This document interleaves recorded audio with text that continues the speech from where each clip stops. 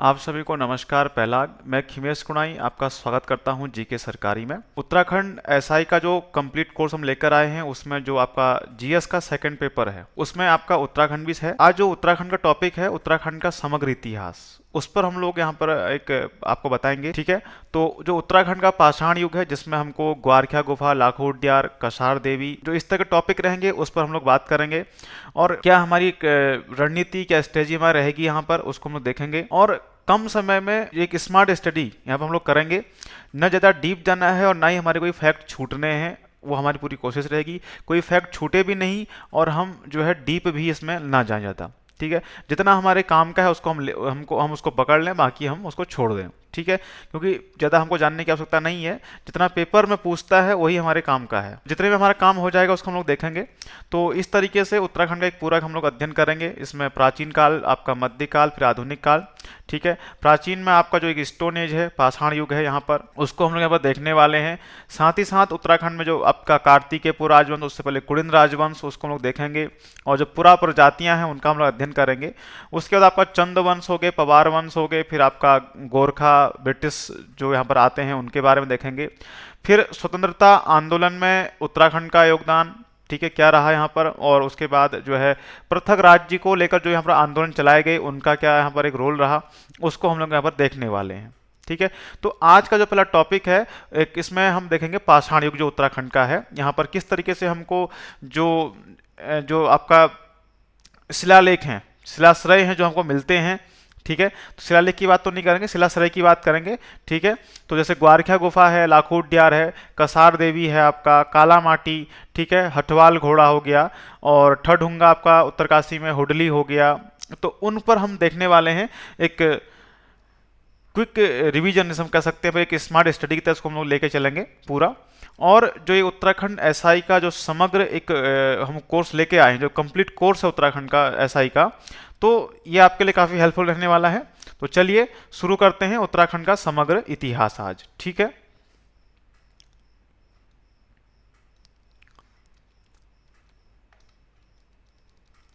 तो सबसे पहले बात करेंगे उत्तराखंड का इतिहास जानने के क्या स्रोत हमारे पास हैं, कि किन स्रोतों से हमको उत्तराखंड के बारे में जानकारी मिलती है। तो सबसे पहला यहाँ पर है प्रागैतिहासिक काल, जिसके बारे में हम अभी देखने वाले हैं। और इसके अलावा हमको राजूला मालूशाही जो गाथा है, रामोला गाथा है, पवाड़े और भौड़ो गाथाएं हैं, जागर हैं आपके यहाँ, हुड़की बॉल गाथा हैं। इनके माध्यम से हमको एक जानकारी मिलती है उत्तराखंड के बारे में। तो ज़्यादा तो कुछ यहाँ पर ऐसा कोई स्रोत नहीं है उत्तराखंड के बारे में। तो ये जो महत्वपूर्ण जो राजूला मालूशाही गाथा है, रमोला गाथा है, पवाड़े भड़ो गाथाएं हैं, जागर है, हुड़की बॉल गाथाएं, इनसे जानकारी मिलती है। ठीक है, इसके साथ साथ जो प्रागैतिहासिक काल है उससे हम लोग देखेंगे, यही आज हमारा मेन टॉपिक है, प्रागैतिहासिक काल उत्तराखंड का। ठीक है, जिसमें हम लोग एक स्टोन एज यानी कि जो पाषाण युग है उत्तराखंड का, उसको हम लोग देखने वाले हैं। ठीक है, तो अगले इसमें हम देखेंगे जो प्रागैतिहासिक काल है यहाँ पर हमारा। तो प्रागैतिहासिक काल का तात्पर्य उस काल से है जिसके संबंध में कोई लिखित प्रमाण नहीं होते हैं। ठीक है, जिसके संबंध में कोई लिखित प्रमाण नहीं मिलता है उसको हम प्रागैतिहासिक काल कहते हैं।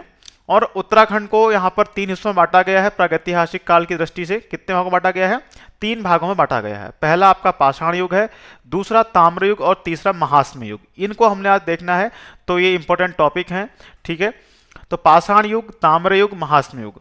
और प्रीवियस ईयर क्वेश्चन आपने देखे हैं, तो एक ट्रेंड चला है एक नए नए तरीके से क्वेश्चन पूछने का आयोग का, चाहे वो यूकेपीएससी हो चाहे यूके ट्रिपल एससी हो। तो एक नए ढंग से उसका क्वेश्चन पूछने का तरीका है, आपकी एनालिटिकल सोच क्या है, आप कितना सोच सकते हैं, वो यहाँ पर पूछना चाहता है आपसे पेपरों में। ना कि आपने वन लाइनर पढ़ा और आपने काम कर दिया। ठीक है, तो वन लाइनर पढ़ने से कोई काम नहीं होने वाला है। तो एक आपकी समझ को वो जानना चाहता है, आप क्या सोच सकते हैं, क्या समझ सकते हैं। ठीक है, तो उत्तराखंड का जो प्रागैतिहासिक काल है उसको 3 भागों में बांटा गया, यहाँ पर पाषाण युग में, ताम्र युग में और महास्म युग में बांटा गया है। सबसे पहले बात करें पाषाण युग की यहाँ पर। ठीक है, सबसे पहले बात करेंगे यहाँ पर पाषाण युग की बात करते हैं। तो इतिहास का वह युग था जब मानव का जीवन लगभग पूर्ण रूप से पाषाणों पर निर्भर था। ठीक है, और मानव पाषाणों का प्रयोग विभिन्न प्रकार के उपकरणों तथा शस्त्र बनाने में करता था। ठीक है, तो इस पाषाण युग को भी उत्तराखंड में 3 भागों में बांटा गया है।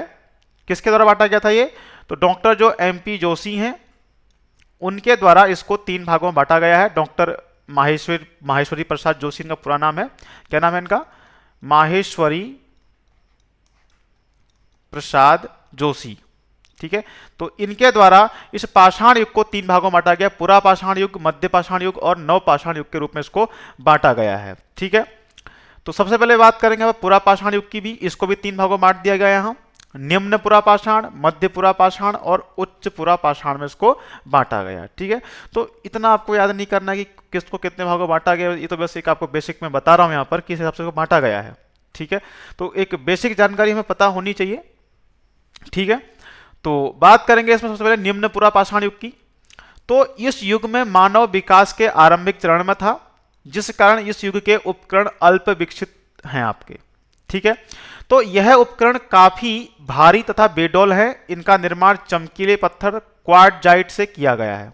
ठीक है, अब बात करेंगे इस निम्न पुरा पाषाण युग का उत्तराखंड से क्या संबंध है और आपके लिए क्या ये परीक्षा उपयोगी होने वाला है। ठीक है, तो उत्तराखंड में निम्न पाषाण युग से संबंधित जो स्थान उनमें आपका कालसी हो गया, खोटानी नाला, श्रीनगर, आदि बद्री, पश्चिमी रामगंगा घाटी, तो आदि स्थानों से निम्न पुरा पाषाण युग के उपकरण प्राप्त हमको होते हैं। इन स्थानों से इस काल के कई पत्थर, ठीक है, तो इसको पत्थर लिख लीजिएगा, कई पत्थर एवं खुरचनियां प्राप्त हुई हैं। तो पूछ सकता है कि उत्तराखंड में निम्न पुरा पाषाण युग से संबंधित स्थान कौन से हैं, तो उनमें कालसी हो गया, खोटानी है आपका, श्रीनगर है, आदि बद्री और पश्चिमी रामगंगा घाटी। ठीक है, आगे देखते हैं। इस काल के मुख्यतः शल्क उपकरण, मध्य पुरा पाषाण युग की बात करेंगे यहां पर, तो इस काल के मुख्यतः हमको शल्क उपकरण प्राप्त होते हैं और ये उपकरण निम्न पुरा पाषाण काल की तुलना में अधिक विकसित एवं छोटे आकार के हैं। ठीक है, निम्न के तो अल्प विकसित हैं जबकि मध्य के अधिक विकसित हैं निम्न पुरा पाषाण की तुलना में। और राज्य में श्रीनगर के समीप से शल्क, खुरचनियां, बर्मे प्राप्त हुए हैं। ठीक है, तो मध्य पुरा पाषाण युग के हमको जो स्थान मिलते हैं उत्तराखंड में, वो आपका कहां पर से मिलता है? श्रीनगर से हमको प्राप्त होता है। बात करें उच्च पाषाण युग की, तो एमपी जोशी, ठीक है, यहां पर छूट गया है आपका, इसको आप नोट कर लीजिएगा। एमपी जोशी के अनुसार इस युग में हिमयुग अपनी अंतिम अवस्था में था। राज्य में इस युग के उपकरण अभी तक प्राप्त नहीं हुए। ठीक है, केवल निम्न पुरा पाषाण युग और मध्य पुरा पाषाण युग के ही हमको यहां पर जो प्रमाण है वो देखने को मिलते हैं, लेकिन उच्च पुरा पाषाण युग के हमको प्रमाण यहां पर देखने को नहीं मिलते हैं। ठीक हो गया। अब बात करेंगे यहां पर मध्य पाषाण युग की। ठीक है, पहले पुरा पाषाण देखा, अब मध्य पाषाण युग देखेंगे यहां पर। तो इसे संक्रांति काल भी कहा जाता है। इस युग में इस समय तक हिमयुग समाप्त हो चुका था। राज्य में जसकोट के निकट क्वार्टजाइट पत्थर की रोड़ी के ढेर एमपी जोशी द्वारा खोजे गए हैं जो इसी युग के हैं। ठीक है, तो जसकोट आपका ये पौड़ी में पड़ता है, आपका कहां आता है? पौड़ी में आता है जसकोट आपका। तो यहां पर से हमको मध्य पाषाण युग के प्रमाण देखने को मिलते हैं। ठीक है, तो क्वार्टजाइट पत्थर की रोड़ी के ढेर यहां पर एमपी जोशी द्वारा खोजे गए हैं। बात करेंगे नवपाषाण काल की, तो इस युग में मानव ने पॉलिशदार पाषाण उपकरणों का प्रयोग करना शुरू कर दिया था। इस युग का सबसे महत्वपूर्ण उपकरण पत्थर की कुल्हाड़ी है। ठीक है, तो इसको एक्स हैंड के नाम से लोग जानते हैं। राज्य में द्वाराहाट एवं बगवाली पोखर, तो बगवाली पोखर आपका रानीखेत के निकट, द्वाराहाट आपका अल्मोड़ा में। ठीक है, तो दोनों आपके कहां? अल्मोड़ा में है। से मिले उपकरणों को एमपी जोशी ने कश्मीर की बुर्ज होम संस्कृति के समान माना है। तो पूछ सकता है कि कहां से प्राप्त प्रमाणों को या स्रोतों को एमपी जोशी ने कश्मीर की बुर्ज होम संस्कृति के समान माना है? तो द्वाराहाट एवं बगवाली पोखर से जो मिले उपकरण हैं उनको कश्मीर की बुर्ज होम संस्कृति के समान माना है किसने? एमपी जोशी ने। ठीक है, तो नवपाषाण काल के हमको प्रमाण कहां से मिलते हैं? तो द्वाराहाट और बगवाली पोखर से हमको नवपाषाण काल के उपकरण देखने को मिलते हैं। आगे बात करेंगे राज्य में पाषाण कालीन शैल चित्रण की। ठीक है, तो ये थोड़ा हमारा इंपॉर्टेंट टॉपिक रहेगा हमारे लिए, तो यहां से कुछ क्वेश्चन बनने की संभावना रहती है। तो कब कहां से क्वेश्चन बन जाए कोई कुछ नहीं कह सकता, एक संभावना हम लोग लगा सकते हैं कि हाँ क्वेश्चन बन सकता है। ठीक है, तो राज्य में वर्तमान तक अभी छोटे बड़े कुल 68 स्थानों से शैल चित्र प्राप्त हुए हैं।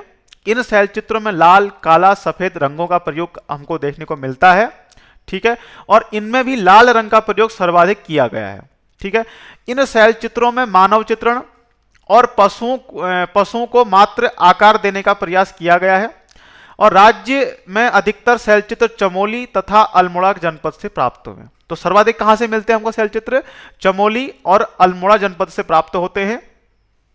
ठीक हो गया। बात करें प्रागैतिहासिक अवशेषों की, तो उत्तराखंड ने पुरातत्व की खोज का जो प्रारंभ किया वो हेवनहुड ने किया। तो इसी आधार पर उत्तराखंड में पुरातत्व का जो जनक कहा जाता है वो आपका हेवनहुड को कहा जाता है। ठीक है, तो उत्तराखंड में पुरातत्व का जनक किसे कहा गया है? हेवनहुड को कहा गया है, और इन्हीं के द्वारा उत्तराखंड में पुरातत्व की खोज का प्रारंभ किया जाता है। और इनके द्वारा 1856 में चंपावत के देवीधुरा नामक स्थान पर सर्वप्रथम कप मार्क्स खोजे गए। ठीक है, हेवनहुड ने उत्तराखंड में पुरातत्व की खोज का प्रारंभ किया और 1856 में चंपावत के देवीधुरा से कप मार्क्स इनके द्वारा खोजे गए। प्रागैतिहासिक अवशेषों के अंतर्गत हम बात करें, और हेवनहुड के पश्चात 1877 में रिवेट कार्नक के द्वारा द्वाराहाट के चंद्रेश्वर मंदिर के समीप शैल चित्रों की खोज की, जो 12 पंक्तियों में खुदे मिले हैं। ठीक है, तो पहली बार 1856 में हेवनहुड करेगा, उसके बाद 1877 में आपका रिवेट कार्नक द्वारा द्वाराहाट के चंद्रेश्वर मंदिर के समीप शैल चित्रों की खोज की जाती है। और रिवेट कार्नक द्वारा द्वाराहाट से प्राप्त शैल चित्रों को यूरोप से प्राप्त शैल चित्रों के समान बताया गया है। गढ़वाल विश्वविद्यालय की बात करें, तो पश्चिमी रामगंगा घाटी में सनड़ा तथा बसेड़ी, तो सनना बसेड़ी एक साथ इसको बोल सकते हैं। तो पश्चिमी रामगंगा घाटी में 2 गांव है, सनड़ा तथा बसेड़ी, वहां से समाधानों की खोज करी है किसने? गढ़वाल विश्वविद्यालय ने। इसी तरह के समाधान देवीधुरा, नौला, जैनल, ठीक है, मुनिया की डाई, जायोग्राम, गोपेश्वर, पन्नार घाटी से प्राप्त हुए हैं। ठीक है, तो गढ़वाल विश्वविद्यालय ने कहां से खोज करी है? पश्चिमी रामगंगा घाटी के सनड़ा तथा बसेड़ी से, और साथ ही साथ इस तरह के जो और समाधान है हमको देवीधुरा, नौला, जैनल, मुनिया की डाई, जायोग्राम, गोपेश्वर, पन्नार घाटी से प्राप्त होते हैं। चंद्रेश्वर मंदिर द्वाराहाट, यहां पर 1877 में रिवेट कार्नक द्वारा खोज की जाती है। 12 पंक्तियों में यहां पर जो है आपके जो आपके समाधान है वो 12 पंक्तियों में खुदे मिले हैं हमको। अल्मोड़ा से प्राप्त स्रोतों की हम लोग बात करेंगे। यहां पर सबसे पहले हमारे सामने है लाखू उड्यार। ठीक है, इसकी खोज 1968 में एमपी जोशी इसकी खोज करते हैं, और ये आपका अल्मोड़ा में बाड़ाचीना के पास दलबैंड में स्थित है, आपका श्याल नदी के दाएं तट पर स्थित है। ठीक है, अल्मोड़ा में बाड़ाचीना के पास दलबैंड में श्याल नदी के दाएं तट पर स्थित है। विशेषता की बात करें लाखू उड्यार की, तो यहां से मानव, पशु तथा पक्षियों के शैल चित्र प्राप्त हुए हैं। मानव आकृतियों को अकेले या समूह में नृत्य करते दिखाया गया है। जानवरों में लोमड़ी व अनेक पैरों वाली छिपकली के चित्र प्राप्त हुए हैं। तो विशेषता क्या है? मानव, पशु, पक्षियों के शैल चित्र, मानव आकृतियों को अकेले या समूह में नृत्य करते दिखाया गया है। जानवरों में लोमड़ी व अनेक पैरों वाली छिपकली के चित्र प्राप्त हुए हैं। इन शैल चित्रों में मानव आकृतियों को रंगों से सजाया गया है। सबसे नीचे आपका श्याम रंग, मध्य में आपका कत्थई रंग है, और ऊपरी भाग में श्वेत रंग का प्रयोग किया गया है। ठीक है, यह शैल चित्र नागफनी के आकार का है, और इसकी हम तुलना करें किस काल का ये आपका लाखू उड्यार है, तो ताम्र पाषाण काल का ये आपका लाखू उड्यार स्थल आपका है आपका। ठीक है, तो काल ताम्र पाषाण काल, इसका आकार नागफनी के आकार का है, और मानव आकृतियों को यहां पर रंगों से सजाया गया है। सबसे नीचे आपका श्याम रंग, फिर मध्य में कत्थई, सबसे ऊपर श्वेत रंग का प्रयोग किया गया है। और विशेषता बता दी आपको मैंने, मानव, पशु, पक्षियों के शैल चित्र हैं। मानव आकृतियों को अकेले या समूह में नृत्य करते दिखाया है। जानवरों में लोमड़ी व अनेक पैरों वाली छिपकली के चित्र यहां से प्राप्त होते हैं। समानता की बात करें, लाखू उड्यार की समानता किससे की जाती है? तो लाखू उड्यार की समानता भीमबेटका शैल चित्रों के समान की जाती है। ठीक है, तो इसकी तुलना भीमबेटका शैल चित्रों से की गई है। और काल अगर हम बात करें लाखू उड्यार का जो काल है, तो इसको ताम्र पाषाण काल में रखा गया है। इतना हम लोगों को समझ में आ गया होगा। अगला है फड़कानौली, तो यह भी आपका अल्मोड़ा में है, लाखू उड्यार से आधा किलोमीटर पहले ही है आपका। इसकी खोज 1985 में यशोधर मठपाल द्वारा की जाती है। तो इसकी आप स्थापना खोज किस वर्ष की गई, किसके द्वारा की गई और कहां पर ये है। अगला है पेटसाल। तो पेटसाल आपका पेटसाल गांव के कप्फड़कोट नामक स्थान पर ये स्थित है आपका। इसकी खोज 1989 में यशोधर मठपाल द्वारा की जाती है। यह भी आपका इंपॉर्टेंट है। यहां से नृत्यरत मानव आकृतियां प्राप्त हुई हैं जिन्हें कत्थई रंग से सजाया गया है। इतना लोगों को समझ में आ गया होगा। तो नृत्यरत मानव आकृतियां कत्थई रंग से इनको सजाया गया है। 1989 में यशोधर मठपाल द्वारा इनकी खोज की जाती है और अल्मोड़ा के पेटसाल गांव के कप्फड़कोट नामक स्थान पर यह स्थित है आपका। अगला फल सीमा। तो यह आपका अल्मोड़ा में स्थित है। यहां से योग मुद्रा व नृत्य मुद्रा में मानव आकृतियां हमको प्राप्त होती हैं। कहां से? फल सीमा से योग मुद्रा व नृत्य मुद्रा में मानव आकृतियां हमको प्राप्त होती हैं। अगला है आपका ल्वेथाप। इसकी स्थिति की बात करें, यह आपका अल्मोड़ा में स्थित है। यहां से प्राप्त शैल चित्रों में मानव को शिकार करते हुए तथा हाथों में हाथ डालकर नृत्य करते दिखाया गया है। कहां पर? ल्वेथाप में। तो इनकी आप विशेषता याद रखिएगा और कहां पर है और जिन जिन की हमको खोज बताई गई, कहां किसने इसकी खोज करी, कब खोज करी है, तो वह इंपॉर्टेंट रहेंगे हमारे लिए। लाल रंग के चित्र प्राप्त होने के कारण इसे ल्वेथाप कहा जाता है। अगला है काला माटी। तो यह भी आपका अल्मोड़ा में स्थित है। अगला आपका हटवाल घोड़ा। तो यह भी आपका अल्मोड़ा में स्थित है। यहां की हम विशेषता की बात करें तो सींगों से निर्मित मुखौटा पहने हुए एक आदमी, वृषभ तथा कपमार्क्स की आकृतियां यहां से हमको प्राप्त होती हैं। कहां से?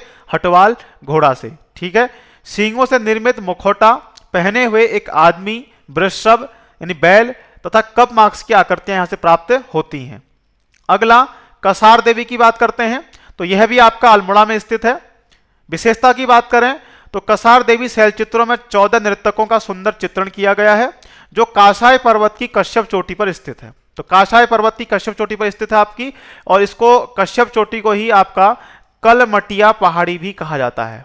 क्या कहा जाता है? कलमटिया पहाड़ी के नाम से भी इसको हम लोग जानते हैं। अगला है इन शैल चित्रों को गुलाबी रंग से दर्शाया गया है। तो कसार देवी अल्मोड़ा में 14 नर्तकों का सुंदर चित्रण यहां पर किया गया है। कासाय पर्वत की कश्यप चोटी पर या कलमटिया पहाड़ी पर ये कसार देवी स्थित है। और इसमें अगर हम डिटेल से अल्मोड़ा जनपद में हम इसको अध्ययन करेंगे कसार देवी को। रामगंगा घाटी की बात करें, इसकी स्थिति आपकी अल्मोड़ा में है। तो रामगंगा कौन सी? पश्चिमी रामगंगा की बात हो रही है आपकी। ये डॉक्टर यशोधर मठपाल को यहां से पाषाणकालीन शवागार और ओखली प्राप्त हुए हैं। रामगंगा घाटी आपका अल्मोड़ा में, मठपाल साहब को यहां से पाषाणकालीन शवागार और ओखली प्राप्त हुई हैं। अगला है आपका धनगल। तो बगवाली पोखर के निकट अल्मोड़ा में स्थित आपका धनगल गांव। यहां की हम खोज की बात करें तो कुमाऊं विश्वविद्यालय अल्मोड़ा के इतिहास एवं पुरातत्व विभाग द्वारा इसकी खोज की जाती है। यहां से थापली व पुरोला के समान चित्रित धूसर मृदभांड के टुकड़े, पक्की मिट्टी के अनेक खिलौने, ताम्र चूड़ियां व अश्व अस्थियां यहां से प्राप्त होती हैं। धनगल गांव बगवाली पोखर के निकट, और ये बगवाली पोखर आपका रानीखेत में स्थित है आपका। कहां पर? रानीखेत में। ये इंपॉर्टेंट है आपके लिए भी। नोट यहां पर दिया गया है एक, डॉक्टर एमपी जोशी द्वारा खेखन, जसकोट, देवीधुरा आदि स्थानों से भी कपमार्क्स की खोज की गई है तथा डॉक्टर यशोधर मठपाल द्वारा गोपेश्वर के समीप पश्चिमी नयार घाटी से भी कपमार्क्स की खोज की गई है। द्वाराहाट को कुमाऊं का खजुराहो कहा जाता है। यहां पर खजुराहो के शिल्प के समान हमको यहाँ पर शिल्प देखने को मिलता है खजुराहो में, इसीलिए द्वाराहाट को कुमाऊं का खजुराहो कहा जाता है। इसको आप ध्यान रखिएगा। अगला है आपका खेखड़। तो यह भी आपका कहां स्थित है? अल्मोड़ा में स्थित है खेखड़। यहां से 1982 में प्रागैतिहासिक काल के मृदभांड प्राप्त हुए हैं। हथवाल घोड़ा, काला माटी, मेहरू उड्यार, मल्ला पैनाली, डीना पानी अल्मोड़ा में ही स्थित है आपके। बाकी इनका जो समग्र हम अध्ययन करेंगे अल्मोड़ा जनपद के अंदर हम इनका अध्ययन करेंगे। मेहरू उड्यार से भी चित्रित अवशेष हमको प्राप्त होते हैं। ठीक है, तो आप याद रखिएगा। तो ये जो इस पूरा स्थल है आपका शिलाश्रय स्थल है, जिसमें आपका हथवाल घोड़ा, काला माटी, मेहरू उड्यार, मल्ला पैनाली, डीना पानी, ये कहां पर स्थित है? आपके अल्मोड़ा में स्थित है। अब बात करेंगे चमोली से प्राप्त अवशेषों की। तो यहां पर सबसे नंबर 1 है ग्वारख्या गुफा। इसकी खोज राकेश भट्ट द्वारा 1993 में की जाती है। ग्वारख्या गुफा की खोज 1993 में राकेश भट्ट द्वारा। डुंगरी गांव में अलकनंदा नदी के किनारे ये आपकी ग्वारिया गुफा स्थित है। यहां से पीले रंग की धारीधार चट्टान पर गुलाबी व लाल रंग के चित्र अंकित किए गए हैं। डॉक्टर यशोधर मठपाल के अनुसार इन शिलाशयों में लगभग 41 आकृतियां हैं, जिनमें 33 आपकी मानवों की और 8 आकृतियां पशुओं की हैं। खोज राकेश भट्ट द्वारा 1993 में चमोली के डुंगरी गांव में अलकनंदा नदी के किनारे स्थित है। विशेषता की बात करेंगे, पीले रंग की धारीधार चट्टान पर गुलाबी व लाल रंग के चित्र यहां पर अंकित किए गए हैं। 41 आकृतियां यहां से प्राप्त होती हैं, जिनमें 33 मानवों की हैं और 8 पशुओं की आकृतियां हैं।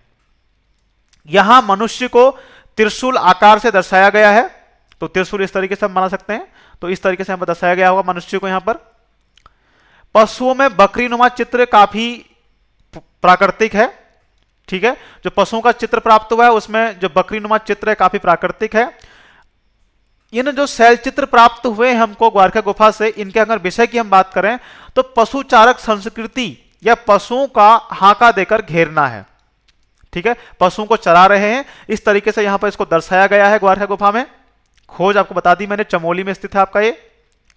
अगला है किमनी गांव, यह भी आपका चमोली में स्थित है आपका। थराली के समीप पिंडा नदी के किनारे इसकी स्थिति है आपकी।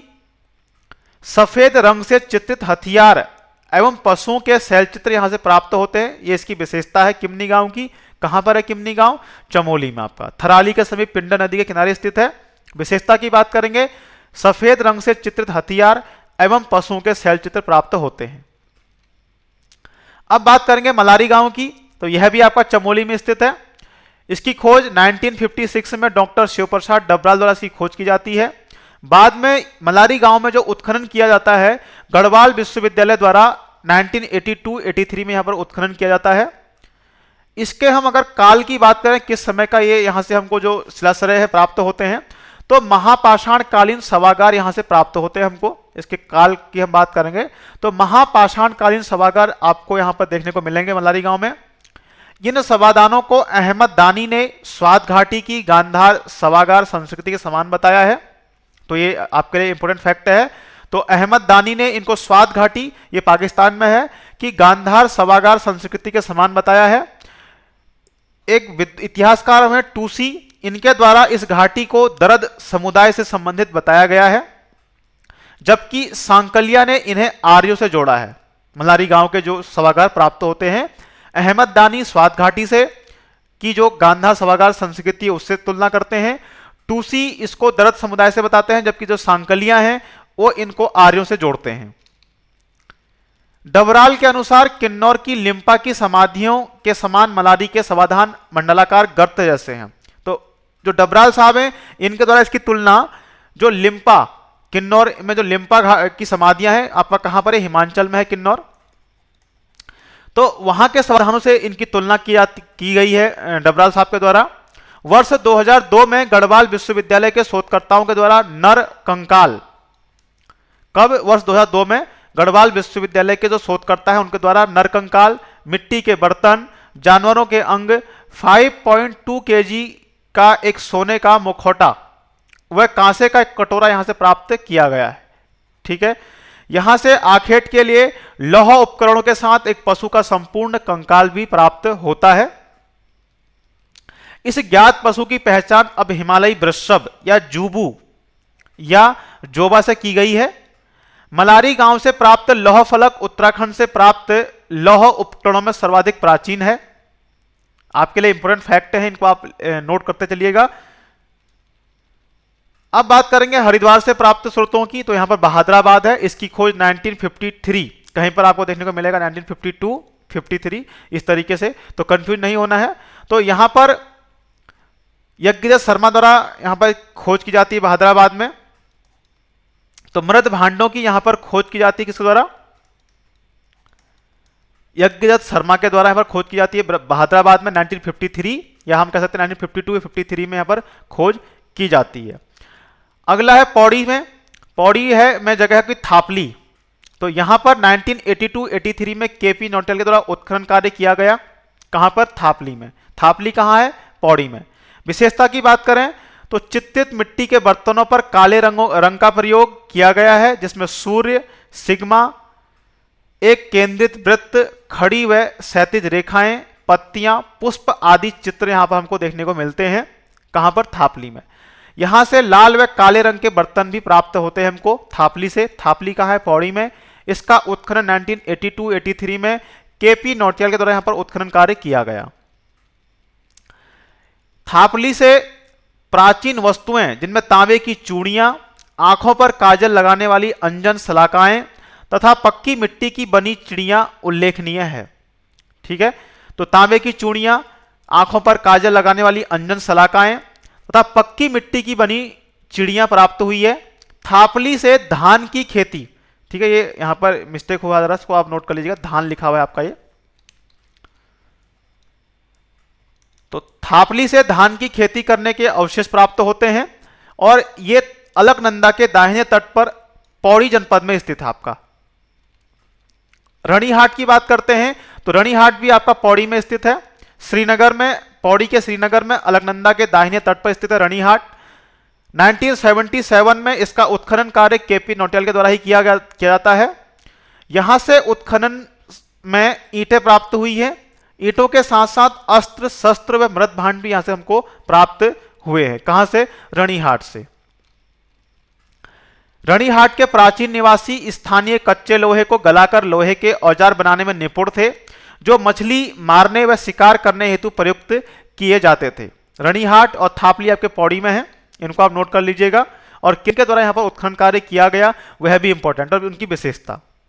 उत्तरकाशी की बात करेंगे तो यहां पर ठढुंगा या थढुंगा है, तो यमुना नदी घाटी में स्थित है आपका ठढुंगा। अगला आपका हुडली उत्तरकाशी में स्थित है। नीले रंग के शैल चित्र यहां पर हमको देखने को मिलते हैं। कहां पर? उत्तरकाशी के हुडली में नीले रंग के शैल चित्र। तो यहां पर ये लाइन आपको इंपॉर्टेंट है। अब चलते हैं पिथौरागढ़। तो यहां पर बनकोट है आपका, तो बनकोट से 8 मानव ताम्र आकृतियां प्राप्त हुई हैं। तो बनकोट कहां है? पिथौरागढ़ में। पिथौरागढ़ में ही आपकी जगह नैनी पातल। यहां पर 1999 में 5 मानव ताम्र आकृतियां प्राप्त हुई हैं। कितनी? 5। बनकोट और नैनी पातल कहां है? पिथौरागढ़ में। बनकोट से 8 मानव ताम्र आकृतियां, जबकि नैनी पातल से 5 मानव ताम्र आकृतियां हमको प्राप्त होती हैं। अब बात करेंगे उत्तराखंड में आद्य ऐतिहासिक उत्तराखंड की बात करेंगे। तो ऐतिहासिक काल से पूर्व तथा चतुर्थ तृतीय शताब्दी तक आद्य ऐतिहासिक युग माना जाता है। इस काल को पौराणिक काल भी कहा जाता है और इस काल का मानव पूर्व की अपेक्षा बहुत अधिक विकसित हो चुका था और ताम्र, लौह, कांस्य जैसी धातु तथा मिश्र धातुओं से परिचित हो चुका था। कब? आद्य ऐतिहासिक काल में। ठीक है, तो पूर्व तथा चतुर्थ, ठीक है, ऐतिहासिक काल से पूर्व तथा चतुर्थ तृतीय शताब्दी तक आद्य ऐतिहासिक का युग माना जाता है। इस काल को पौराणिक काल भी कहा जाता है और जो इस काल का मानव था पूर्व की अपेक्षा बहुत अधिक विकसित हो चुका था, ताम्र, लौह, कांस्य जैसी धातु तथा मिश्र धातुओं से परिचित हो चुका था। ठीक है, तो आद्य ऐतिहासिक काल के अंतर्गत यहां पर निम्न को सम्मिलित किया जाता है, जिनमें महापाषाणीय तथा महाश्म संस्कृति, ताम्र संस्कृति, चित्रित धूसर मृदभांड, नगरीकरण, भाषा, लिपि एवं साहित्य का उदय। उपरोक्त के आधार पर आद्य ऐतिहासिक काल को यहां पर 2 भागों में बांटा जाता है, एक पुरातात्विक स्रोत और दूसरा पौराणिक स्रोत, जिनका हम अभी आगे अध्ययन करेंगे। और जितना इसमें हमारा कंप्लीट होगा और जो बच जाएगा उसको हम अगली वीडियो में यहां पर इसको हम कंप्लीट करेंगे। तो आद्य ऐतिहासिक उत्तराखंड में आपका महापाषाणीय महाश्म संस्कृति, ताम्र संस्कृति, चित्रित धूसर मृदभांड, नगरीकरण, भाषा, लिपि एवं साहित्य का उदय, तो इन जो टॉपिक्स हैं इनको शामिल किया जाता है। और इस आद्य ऐतिहासिक काल को भी 2 भागों में बांटा गया है, एक पुरातात्विक स्रोत और दूसरा पौराणिक स्रोत। पुरातात्विक स्रोतों की बात करें तो इस संस्कृति को अंग्रेजी में मेगालिथिक कल्चर कहा जाता है, जिसका अतः महाश्म संस्कृति का शाब्दिक अर्थ होता है विशाल पाषाणों वाली संस्कृति। क्या कहा जाता है? विशाल पाषाणों वाली संस्कृति। भारत में इस संस्कृति का मूल दक्षिण भारत में था। ठीक है, तो इसी को बोलते हैं महाश्म संस्कृति। ठीक है, तो महाश्म को आप 2 तरह से लिख सकते हैं, इस तरीके से लिख सकते हैं इसको आप। महाश्म संस्कृति की बात चल रही है ये पूरी, यहां पर हेडिंग इसको डाल लीजिएगा, महाश्म संस्कृति। और इस संस्कृति को अंग्रेजी में मेगालिथिक कल्चर और इसका अर्थ होता है विशाल पाषाणों वाली संस्कृति। तो भारत में इसका जो मेन जो प्रमाण है ये दक्षिण भारत में प्राप्त होते हैं। और उत्तराखंड की हम बात करें, उत्तराखंड में कुमाऊं क्षेत्र में इस संस्कृति के होने की पुष्टि की गई है। और इस दिशा में सर्वप्रथम जो कार्य किया गया सर हेवनहुड के द्वारा, इस दिशा में कार्य किया गया। कौन? हेवनहुड के द्वारा। इनके द्वारा 1856 में चंपावत के देवीधुरा से महास्मकालीन कपमार्क्स अर्थात ओखली नुमा संरचनाओं की खोज की जाती है। बाद में रिवेट कार्नक 1877 में अल्मोड़ा के द्वाराहाट में स्थित चंडेश्वर मंदिर के निकट से महास्म संस्कृति की खोज करते हैं। इसमें 12 समानांतर पंक्तियों में व्यवस्थित विभिन्न आकारों वाले लगभग 200 कपमार्क्स की खोज की जाती है। तो आप इनको याद रखिएगा, इंपॉर्टेंट फैक्ट है पेपर की दृष्टि से। कपमार्क्स क्या होते हैं यहां पर इनको देख लेते हैं। तो पत्थरों पर निर्मित ओखली अथवा कप के समान संरचना को कपमार्क्स कहा जाता है। इन कपमार्क्स का निर्माण किस प्रयोजन के लिए किया गया अभी तक इसका पता इतिहासकार नहीं लगा पाए हैं। एमपी जोशी के अनुसार राज्य में द्वाराहाट, पांडुखोली, जसकोट, सिमल्टी, कफड़खान, कालामाटी इन स्थानों से कपमार्क्स प्राप्त हुए हैं। और ये कपमार्क्स पथरीली सतहों तथा पहाड़ी ढलानों से प्राप्त हुए, पत्थर की चट्टानों पर ये प्राप्त हुई हैं। ठीक है, छेद आपका मान के चलिए जैसे कोई चट्टान है उस पर छेद किया गया है ओखली टाइप का, उन संरचनाओं को ही कपमार्क्स कहा गया है। अब इसका प्रयोग किस लिए किया जाता था, क्या प्रयोजन था उस समय के मानव का, और अभी तक इसका पता नहीं चल पाया है। एमपी जोशी के अनुसार राज्य में द्वाराहाट, पांडुखोली, जसकोट, सिमल्टी, कफड़खान, कालामाटी ये स्थान है, इनसे हमको यहां पर कपमार्क्स प्राप्त होते हैं। और पथरीली सतहों, पहाड़ी ढलानों पर ये कपमार्क्स बनाए गए हैं। सभागार की बात करें, सभागार क्या होता है?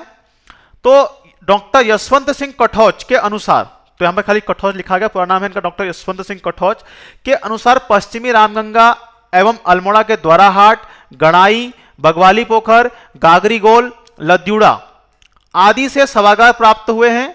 रिवेट कार्नक ने द्वाराहाट के चंडेश्वर महादेव के समीप 37 समाधियों की खोज करी है। यशवंत सिंह कठौच के अनुसार पश्चिमी रामगंगा घाटी के नौला जैनल से महास्मकालीन कब्रें प्राप्त हुई हैं। ठीक है, तो आप इनको ध्यान रखिएगा, सभागार क्या होता है, कपमार्क्स क्या होता है। ठीक है, तो डॉक्टर यशवंत सिंह कठौच के अनुसार पश्चिमी रामगंगा एवं अल्मोड़ा के द्वाराहाट, गड़ाई, बगवाली पोखर, गागरीगोल, लद्युड़ा यहां से सभागार प्राप्त हुए हैं। और रिवेट कार्नक ने द्वाराहाट के चंडेश्वर महादेव के समीप 37 समाधियों की खोज करी है। इन समाधियों को ही सभागार कहा गया है। ठीक है, यशवंत सिंह कठौच के अनुसार पश्चिमी रामगंगा घाटी के नौला जैनल से महास्मकालीन कब्रें प्राप्त हुई हैं। एक शब्द है शिष्ट। शिष्ट क्या होता है? तो ये पत्थरों से निर्मित एक कमरानुमा संरचना होती है जिसका प्रयोग समकालीन मानव द्वारा आवास, भंडारण अथवा समाधान में किया जाता था। राज्य में कत्यूर घाटी, रामगंगा घाटी, काकड़ी घाट, लद्युड़ा से हमको शिष्ट प्राप्त हो सकते हैं। तो एक प्रकार से अभी हम देखें तो जो जौनसार भाबर का इलाका है, उत्तरकाशी में जो लगा हुआ हिस्सा है, वहां पर दतिया कोठार टाइप के जो भवन हैं उनका प्रयोग भी भंडारण के लिए किया जाता था। तो उस तरह का हम समझ सकते हैं कि शिष्ट उस तरह का हो सकता था। ठीक है, तो पत्थरों से निर्मित एक कमरानुमा संरचना है। जो उसमें का मानव था उसने अपने आवास के लिए, अनाज के भंडारण के लिए या फिर समाधान के लिए इसका प्रयोग किया होगा। और राज्य में इस तरह की संरचनाएं अर्थात शिष्ट जो संरचना है कत्यूर घाटी, रामगंगा घाटी, काकड़ी घाट, लद्युड़ा से ये हमको शिष्ट प्राप्त होते हैं। अगला है राज्य में ताम्र संस्कृति की बात करें तो ताम्र युग का जो आरंभ है वह नवपाषाण युग के पश्चात होता है। नवपाषाण युग के पश्चात ताम्र युग का प्रारंभ होता है। 4000 ईस्वी पूर्व के निकट मनुष्य पाषाण उपकरणों के स्थान पर तांबे के बने उपकरणों का प्रयोग करने लगा था। राज्य में 1986 में अल्मोड़ा से एक मानव आकृति खोजी गई थी, ताम्र मानव आकृति। कब? 1986 में। आज के लिए इतना ही काफी है। इसमें हम जो है आगे देखेंगे कि जो हमारा साहित्यिक स्रोत है जो बचा हुआ है अभी जिसमें ऋग्वेद हो गया, पुराण हो गए, ब्राह्मण ग्रंथ हैं, जिनसे हमको उत्तराखंड के बारे में जानकारी मिलती है। उसमें कुछ धार्मिक ग्रंथ होंगे, कुछ अधार्मिक ग्रंथ होंगे, जिनसे उत्तराखंड के बारे में हमको जानकारी प्राप्त होगी। उनका हम यहां पर अध्ययन करेंगे अगली वीडियो में। यदि आप चैनल पर नए हैं, चैनल को लाइक, शेयर और सब्सक्राइब जरूर कर दीजिएगा। और इससे पहले मैं उत्तराखंड के जब पूरा सिलेबस है उस पर डिस्कशन कर चुका हूं, उसको अब आप एक बार देख लीजिएगा वीडियो को। तो चैनल को लाइक, शेयर और सब्सक्राइब जरूर कर दीजिएगा। इसी के साथ साथ आप टेलीग्राम चैनल को ज्वाइन कर लीजिए हमारे, वहां पर आपको डेली अपडेट्स मिल जाएंगे आपको वहां पर। साथ ही साथ व्हाट्सएप ग्रुप से भी हमारे जुड़ सकते हैं आप। जीके सरकारी का व्हाट्सएप ग्रुप है आपका, टेलीग्राम चैनल है। यदि आप क्विज लगाना पसंद करते हैं तो इंस्टाग्राम पर तो हम लोग वहां पर रील्स और शॉर्ट्स के माध्यम से क्विज यहां पर हम लोग कराते हैं, जिसमें आपका उत्तराखंड हो गया, साथ ही साथ आपका जीएस है, आपका करंट अफेयर है, कंप्यूटर है। तो इन सब पर हम वहां पर क्विज कराते हैं। तो आप इंस्टाग्राम को फॉलो कर सकते हैं, साथ ही साथ ट्विटर को हमारा फॉलो कर सकते हैं। आप ट्विटर हैंडल को फॉलो कर लीजिएगा हमारे। इसके अलावा जो ये टेक्स्ट है जो हमने पढ़ाया है यहाँ पर यूट्यूब पर, इसको आप पढ़ना चाहते हैं टेक्स्ट फॉर्मेट में, तो जीके सरकारी की वेबसाइट है, उसको आप रेगुलर चेक कर लीजिएगा, ठीक है। तो वहां पर आपको सब देखने को मिलेगा। तो कमेंट सेक्शन में कोई भी आपका प्रश्न हो तो आप वीडियो के कमेंट सेक्शन में वीडियो कमेंट कर सकते हैं, अपना प्रश्न पूछ सकते हैं। साथ ही साथ कोई भी आपको कंफ्यूजिंग कोई टॉपिक है, आपका कोई समझ में नहीं आ रहा है इसके अंदर, तो हमसे आप पूछ सकते हैं कमेंट करके। और बाकी वीडियो पसंद आए तो चैनल को लाइक, शेयर, सब्सक्राइब जरूर करें, और अपने जो साथी तैयारी कर रहे हैं, आपके जो दोस्त हैं, उनको भी इस वीडियो को शेयर कर दीजिएगा। आज के लिए इतना ही काफ़ी है। धन्यवाद।